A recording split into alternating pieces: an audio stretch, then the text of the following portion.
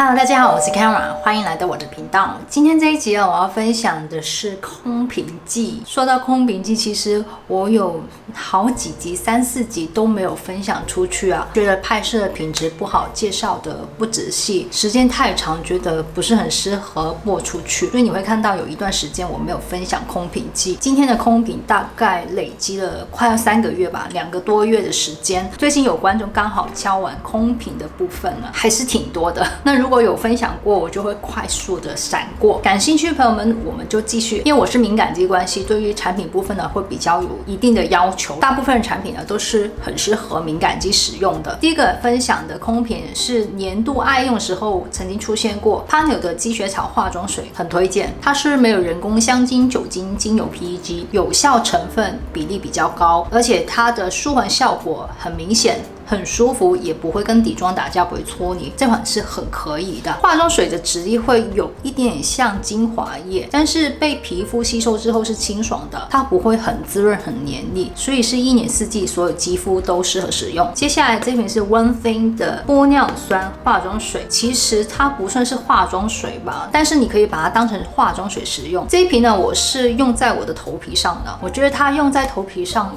意外的好用，它的效果跟Fuso 的5滴玻尿酸精华用在头皮上一模一样，很清爽，而且让我的头皮更不容易出油，敏感的几率下降啊。它用在皮肤上呢，跟 Fuso 的玻尿酸精华是不一样的，它的质地流动性比较强的，而且涂在皮肤上滑滑的，会比较像平常使用到的玻尿酸精华。使用在皮肤上啊，我就没有那么喜欢，可是使用在头皮上效果很好，一瓶很大瓶，价格也比较优惠。所以之后呢，我就把它当成 Fuso 的头皮精华平替了，我是用在头皮上的。目前我还有回购继续使用，它是没有任何的香味，没有人工香精、酒精、精油和 PEG 添加，成分超级单纯的，使用在皮肤跟头皮都非常好。虽然它是没有人工的香精添加，可是它会有一点点像人参的味道啊，淡淡的人参味，我自己觉得像了。接下来这一款也是 One Thing 的鱼腥草的萃取，它也是可以当成化妆水使用，同时我也是用在头皮上的，把它取代之前的 Aromatica 的迷迭香叶水那一款的头皮精华水，用在头皮上的产品是用的很快，所以后来我就找了 One Thing 的艾草、积雪草、鱼腥草等等的化妆水去取代，其实使用起来都差不多。我觉得最接近的效果是艾草，艾草的使用感受会最接近 Aromatica 的迷迭香叶精华水，颜色还有使用感受都很相近啊，让我的出油量降低，而且保持很清爽的状态，可以减低发炎的部分，减少长痘的几率。鱼腥草跟艾草这款呢，它的质地都是偏水状，用完之后是很清爽的，就像用了水而已，不会有任何的油腻啊、保湿的感觉，也是我比较稳定、经常使用的这2款。头皮比较干的时候啊，我就会用玻尿酸这一款。这些都是 One Thing 的化妆水系列、萃取系列，都是没有添加人工香精、酒精、精油 PEG 的，很值得一试。接下来呢，这款是 Be Lab 的抹茶洗面乳，这款是旧款，这款是新款，2款都使用完了。这款真的很好用，在年度爱用有分享过，2023跟2024年度的爱用都有分享过。因为我使用洗面乳，我喜欢洗完之后有洁净度，但是又不能洗完之后拔干太干净，这款就非常适合我。我1年4季使用它都比较没有问题，因为有一些洗面乳可能夏天的时候使用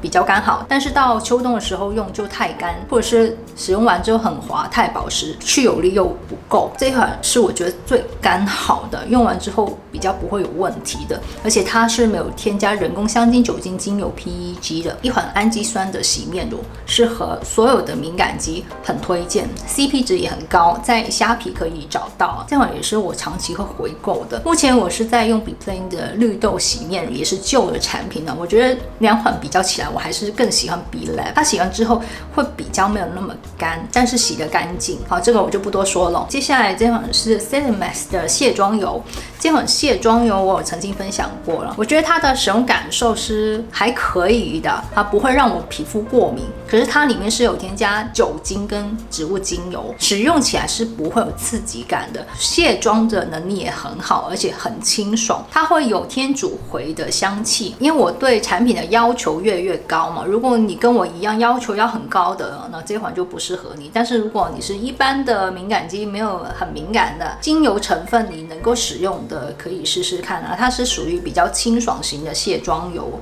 卸妆能力没有问题，成分上除了含精油跟酒精之外，也没有什么大问题。如果想要详细一点的内容，可以看回 Celimax 的产品分享那一集。接下来这款是女性清洁用品CB 的品牌，这个品牌应该不陌生，很常看到啊。我其实买了超级多瓶这个女性清洁用，它挤出来是泡泡，非常温和，成分也很好。之前呢，我是有用 Aromedica 的蒲公英女性清洁液，这一款它非常温和，温和到我觉得好像没什么用，它只是纯粹能够洗而已，纯粹不会让你刺激。但是如果你有什么炎症啊，或者是不舒服，你用它没有什么用，太温和了。反而这一款呢会有明显的效果，比较有改善。之前我有分享过，我忘记什么品牌，橘色的那一款是我目前用到女性清洁用品里面呢对消炎部分最有效果的，使用感受也是我最喜欢。那这款我觉得算 CP 值很高，当时我也是特价的时候买，那时候我买超级便宜，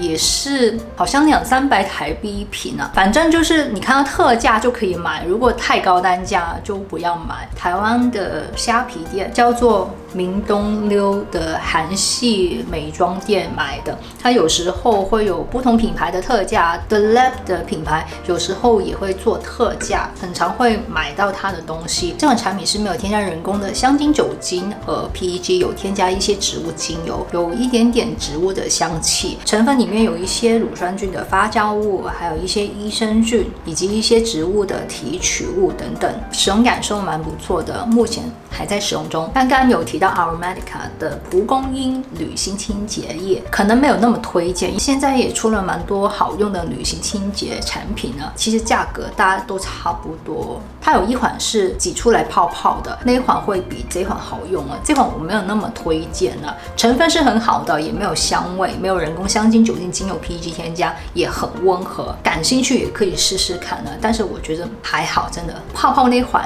还不错，这款是还好。接下来这款洗面乳是 S Nature 的年度爱用，已经分享过，这款很好用可以尝试一下。我觉得它跟 B Lab 的抹茶洗面乳蛮接近的，它会再温和一点点，使用感受、清洁度算是比较相近的，也是蛮推荐的。这款没有添加人工香精、酒精、精油、PEG。接下来这款是 Medicube 的 Booster Gel， 这款是没有香精的，分享过很多次，很推荐，一直回购，因为它真的很万能，大部分的美容仪都适合配合使用了，主要是成分很好啦，适合敏感肌的媒介比较少嘛，这个还是很推荐的。接下来这款是 Eskin 的精华液，这款是甘草精华液，曾经分享过了，详细内容看回那一集。它的质地是蛮清爽的，肤感还蛮好的，有一点点香草根的香气，成分里是没有添加人工香精、酒精和 PEG， 有添加一些植物精油。它的效果我觉得主要是保湿舒缓吧，专门用来舒缓镇定就没有那么适合了，因为它的成分还没有到非常舒缓镇定。我还有其他的产品可以推荐呢，这个属于你想要有一点美白的效果，质地比较清爽舒服的，使用感受好的，那你可以试试看，成分算是不错，只是有添加一些精油部分。接下来呢，这款是阿比的复活草面霜，这个面霜是去年的年度爱用面霜，有分享过。我觉得它的使用感受还是很不错，因为它的膏体比较浓郁，锁水能力很好，肤感很舒服，很像护手霜的质地，成分也很适合敏感肌，没有人工的香精、酒精、精油、PEG 添加，没有任何的香味，使用感受真的很舒服，推荐的。接下来这款呢也是阿比的同一个系列复活草精华。这精华它的质地就有点像乳液，滋润度比较高。我个人是一般般，没有很喜欢这种质地，但是它的锁水能力真的比较高。如果跟它的面霜配合一起使用，滋润效果就会很好了。这款也是没有添加人工香精、酒精、精油和 PEG， 没有任何的香味，觉得它的成分可以做得更好一些啊。主要就滋润度、锁水能力还不错，而且适合敏感肌的。给大家看一下它的质地，这边还有，你看，就是这种质地，比较滋润的，像乳液一样。完全没有香味。这个精华我好像没有拍试用的画面，没有特别喜欢，就懒得拍了。用一用也差不多用完了，主要用在脖子比较多。大家看，很滋润。它比较适合超干肌肤吧，沙漠肌很适合用在脸部，平常觉得太滋润了，推荐给干皮使用。下一款是我最近新开的，但是我没有用完，我用了1次2次就我没办法用下去。这2款也是快要到期了，我才打开使用，很久之前买的。因为那时候我买东西只要看起来好像可以适合敏感肌，我就会通通买回家试用，所以累积了很多用不完的产品。那这个产品呢，如果是现在我看成分列表，我肯定不会买的。这2款都是有添加比较浓郁的精油成分，添加量比较高，主要是补骨脂分的成分。有一段时间特别流行补骨脂分啊，但是我觉得这2款的味道都非常重，有很明显的木质调的，闻起来有点呛鼻子，不好闻。用在皮肤上，用过清洁剂洗完了，还是有那个味道，一直挥之不去的跟着我，太不舒服了，一整天都会闻到这味道。最后我就放弃了，我没办法用下去了。给你们看一下它的质地吧，它就是白色的面霜，比较浓郁的，很适合干皮使用。肤感是 OK 的，但是那个味道我真的好不喜欢哦。这款是精华油，我一开始以为它是精华液，像角鲨烯的那种油，味道一样不好闻了，这个我就直接过了。没有打开之前我不知道是这个味道，已经打开过就不方便送人了。买东西真的不能买太多，会很浪费。接下来是这款 Nourish 的神经酰胺安瓶，这个精华最近有出现过，我都是涂在脖子上，因为涂在脸上有时候会有点刺痛感，主要是因为它也是含比较刺激的精油，那个精油的味道了，跟这款就有一点点类似，都是那种像树皮，不过它就好很多了，没有刚刚那一瓶这么呛，我可以把它用完。成分也不错，最高的成分添加是80到90% 的大豆提取物，另外有添加5种的神经酰胺成分，还有一些发酵物。其实它的涂抹使用感受是不错的，但是敏感肌我就不太推荐了，不是很严重的敏感肌还是可以使用的。可是如果要用这一瓶，不如就用马兹亚玛这一瓶呢，它也是大豆的神经酰胺精华，类似的成分也是有一些植物的发酵物。这款就完全没有香味，没有人工的香精、酒精、精油、PEG 添加，使用感受就更好了，更温和一些，适合所有敏感肌使用。这瓶也是最近空瓶了，已经用掉2瓶了，是我的看门口精华，也会持续使用它。接下来这款是 East and Tree 的3药跟化妆水，这个化妆水有添加1种的神经酰胺，添加了神经酰胺 MP， 主要成分添加了80% 的山药跟提取物，另外有添加一些植物的油脂 B5 海藻糖，多种的植物提取物，成分也是没有添加人工香精、酒精、精油和 PEG。它的颜色很像豆浆、豆奶的感觉，有点浓度，但是是偏水状的，很像豆浆。我不是很喜欢，使用感受是温和的，可是我没有很喜欢。首先因为它的吸收度一般般，它里面呢有一些沉淀物，倒出来使用的时候会有一颗颗东西，使用感就不是很好了。而且它的质地感觉滑滑的，感觉没有很好吸收。虽然它保湿度很好，可是我没有很喜欢这种使用感呢，所以导致我没有用完它。不过我记得有观众说过喜欢用它的，觉得它好用，这个见仁见智啊。我用过它的洗面乳，还有它的面霜，面霜超推荐的。它的面霜含有5种的神经酰胺，舒缓修复的效果特别好，滋润度也很高。去年的年度爱用面霜有分享过，面霜就超推荐的。洗面乳是不会起泡的，很适合早上的时候使用，也可以用来卸妆，也不错。最不喜欢就是它的化妆水，我用不完，所以就这样了。接下来这一瓶是 Torrid 的 Dive In 精华分享过了，成分是很好的，没有人工香精、酒精、精油、PEG 添加，而且纯素配方，它的保湿度非常好，偏油的皮肤用可能会稍微有一点点黏，它算是中上的保湿度吧，没有到特别清爽，也没有到特别滋润。Torrid 的产品都还蛮不错的，推荐给你们。接下来这一款是 Neverwood 的抗老 C 卡面霜，它里面有一些多肽的成分以及积雪草的成分，肤感还蛮不错的，有点像布丁，它会有很好的保湿、滋润、锁水感，可是它的质地不会很厚重。台湾的冬天使用也适合，不会跟底妆打架，也不会搓泥，没有任何的香味，没有人工香精、酒精、精油、PEG 添加。之前有分享过了啊，感兴趣可以看那一集。可是我不会回购，因为蛮普通的，整体的使用感受成分也 OK， 但是就普普通通、中规中矩。因为它的有效成分呢还是偏低一点呢，主要还是做保湿、滋润、锁水，没有什么太明显的其他效果。接下来这款是孙芬 Edita 的产品呢，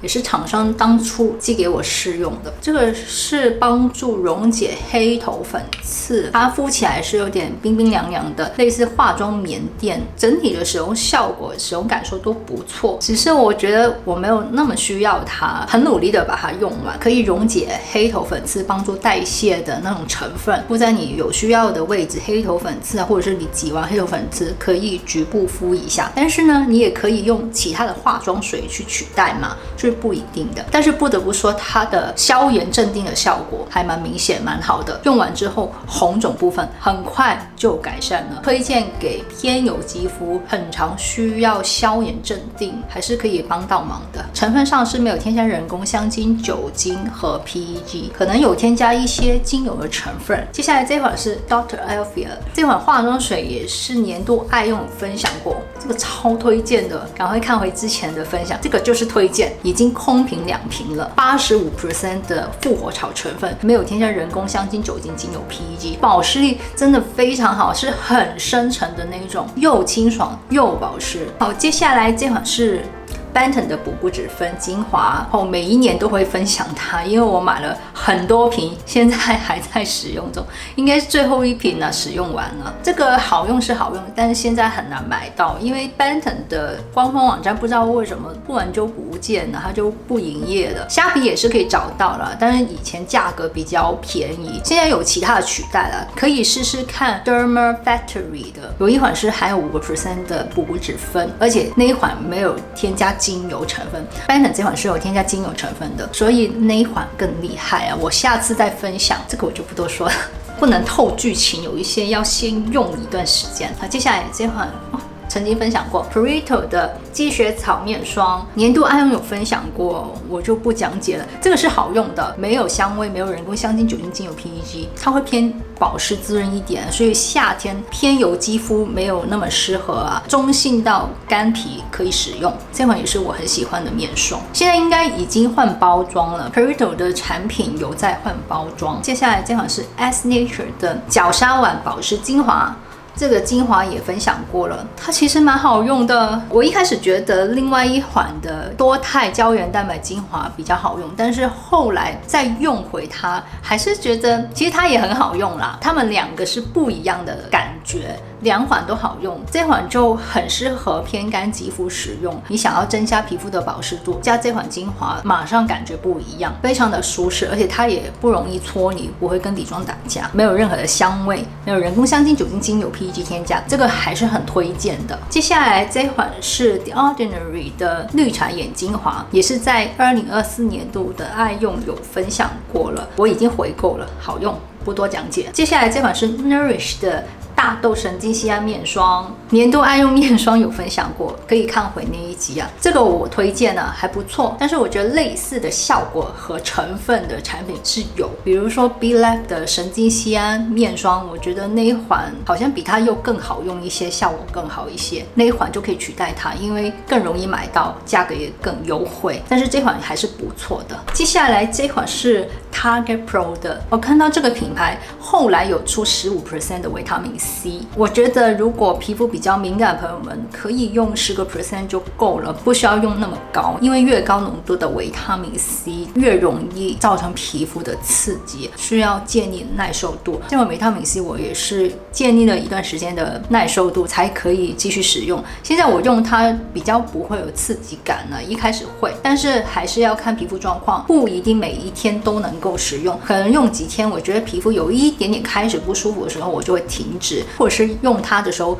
配合其他修复型、舒缓型的产品一起使用，减低它的不舒服的感觉。不过这个纯维他命 C 多少还是会有一点泛黄的问题啊，我之前就有分享过，在年度爱用我有分享过，成分是非常好，大概只有10几种成分而已，全部都是有效成分，没有香味，没有人工香精、酒精、精油、PEG， 推荐的。接下来这款是 Numbuzin 的5号美白精华，这个精华呢，目前我还是很推荐的，它的质地可能会偏保湿一点，偏滋润一点，会更适合偏干肌肤使用。如果你是油性肌肤，我觉得就不建议了，你可能会不喜欢，但是你想要试试看，你可以啊，在晚上的时候用少量的使用，搞不好你也可以接受，因为它的质地还是流动性比较强，偏水状一点的，只是它会有明显的保护的感觉，锁水能力比较好，因为它里面添加了 B5 的成分，除了一些维他命 C 的成分之外，还添加了传明酸、熊果素、谷胱甘肽等等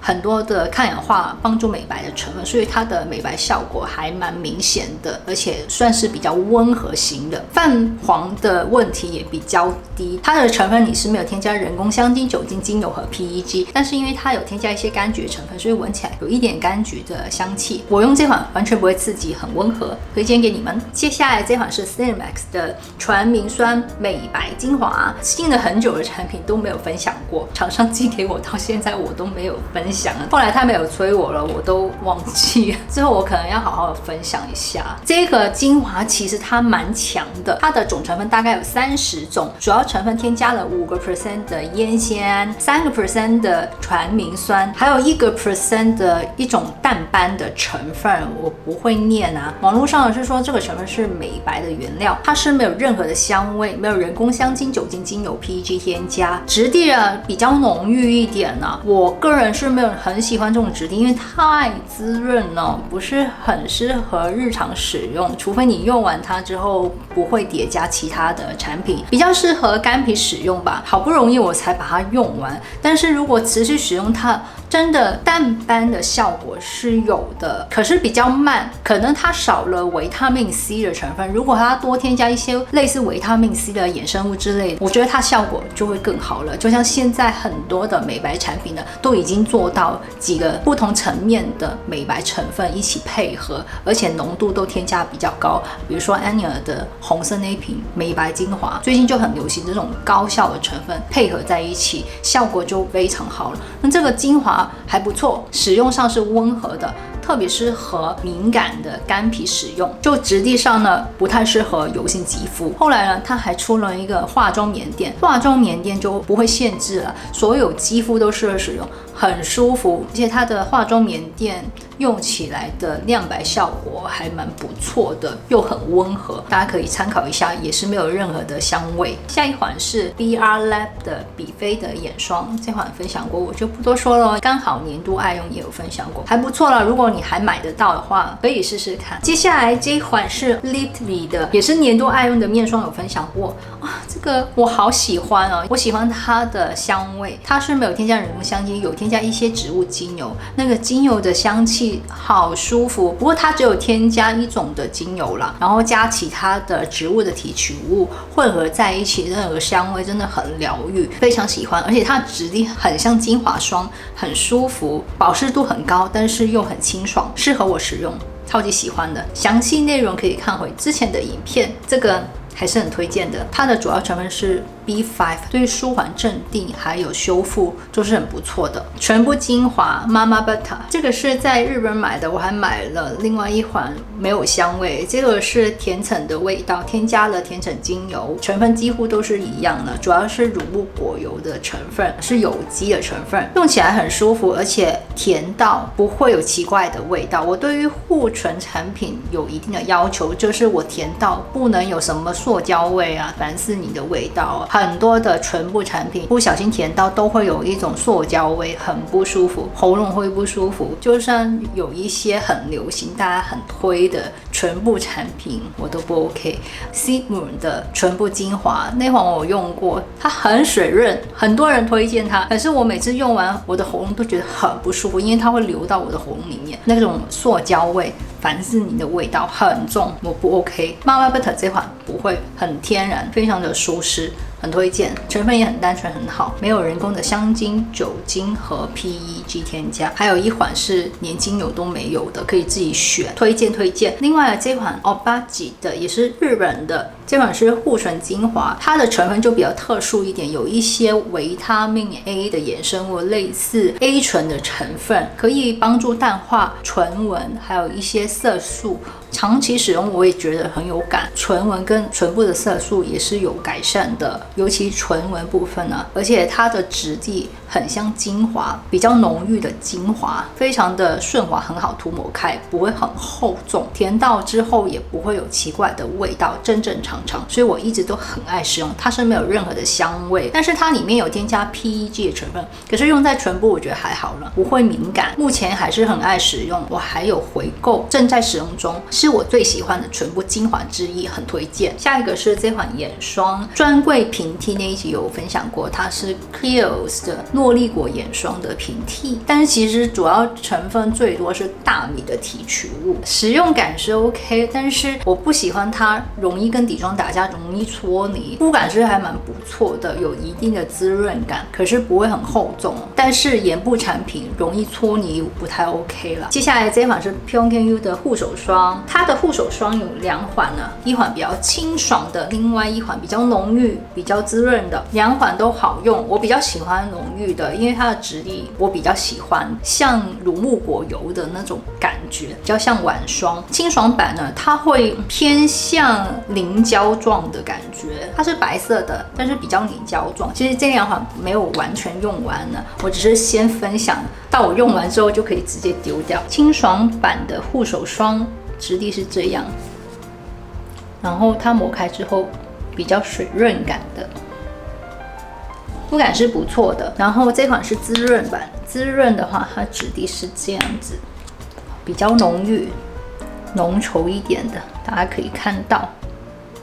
这两款都是没有添加人工香精、酒精、精油和 PEG， 没有什么香味的。两款成分都是很适合敏感肌使用，感兴趣朋友们可以去他们的官方网站找找看呢。之前我是在他们的官方网站买的，是在虾皮，现在不知道，因为太久，应该是还在的。这个当初我买的时候超便宜，100多台币，好像不到200台币，现在不知道。终于分享到最后一个，就是眼睫毛的卸妆液，这个是 Kiss Me 的眼睫毛卸妆液，有一些人可能不知道它怎么用，其实它是直接涂抹在你要卸妆的眼睫毛上，跟平常睫毛膏一样涂抹上去，然后呢就等个30秒左右，再用化妆棉再沾一些卸妆水、卸妆液之类的把它擦拭掉，这样子会更容易、更快速的卸干净。单独的使用眼唇卸妆液可能会慢一点，需要时间去溶解，但是你先把这些眼睫毛先溶解再去卸，会卸得更快。我懒的时候，我可能用完它等了30秒，直接用卸妆油全脸去卸，眼睫毛部分就可以不用停留太长的时间，也可以卸掉。超过10年以上呢，一直都在回购。我看一看，还有2瓶的精华液，其实已经空瓶没有拿出来，因为还剩下一点点。这2个我平常用在头皮上比较多，其实它都是脸部的精华。这2款我之前都有分享过。过的，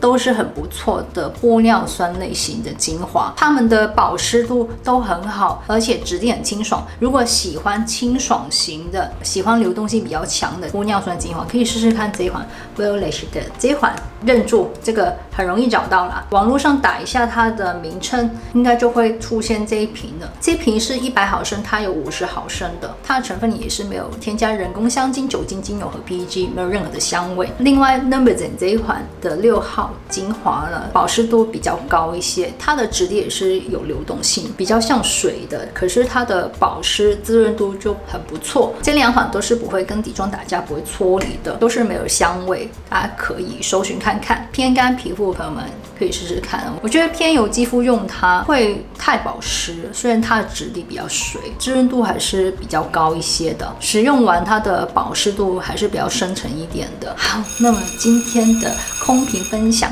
就分享完哦。喜欢我的影片的朋友们，请记得帮我按赞，还有别忘记分享、订阅、按小铃铛。我们下次见吧，拜拜。又听到猫叫了，是不是？对，就是来找我了。拜拜。